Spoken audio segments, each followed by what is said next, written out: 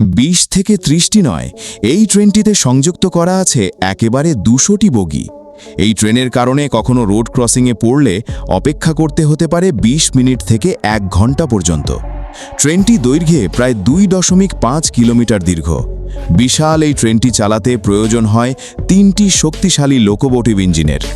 এতক্ষণ জানাচ্ছিলাম মরিটানিয়া রেলওয়ের কথা, যা বিশ্বের অন্যতম দীর্ঘ ও ভারী মালবাহী ট্রেন হিসেবে পরিচিত।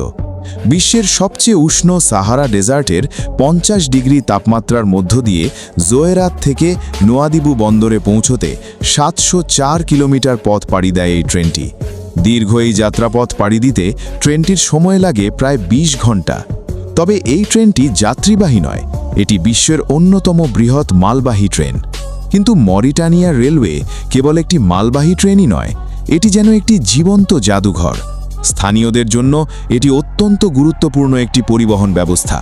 এই ট্রেনেই দেখা মেলে হরেক রকমের বিক্রেতা, খাবারের স্টল, এমনকি একটি ছোট মসজিদও।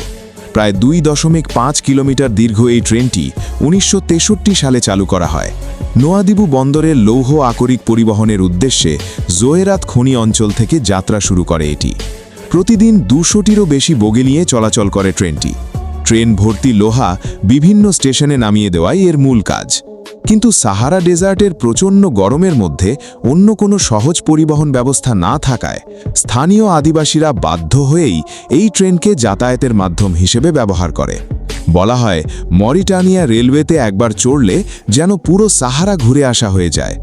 দীর্ঘ এই যাত্রাপথে প্রায় 18টি স্টেশনে থামে ট্রেনটি।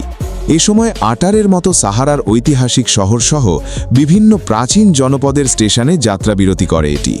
সাহারার স্থানীয় বাসিন্দারা কাঙ্ক্ষিত গন্তব্যে যাওয়ার জন্য এই ট্রেনে উঠে পড়েন। এজন্য যাত্রীদের অনেক সময় কোনো টিকিটও লাগে না।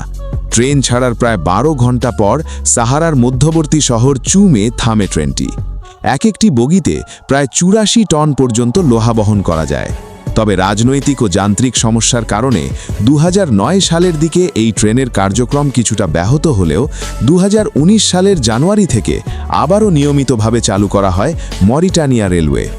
আপনি যদি কখনো মরিটানিয়া বা আফ্রিকা ভ্রমণে যান, তাহলে অবশ্যই এই ট্রেনে একবার যাত্রা করার চেষ্টা করবেন, কারণ এই একটি যাত্রাই আপনার জীবনের অন্যতম অবিস্মরণীয় অভিজ্ঞতা হয়ে থাকতে পারে।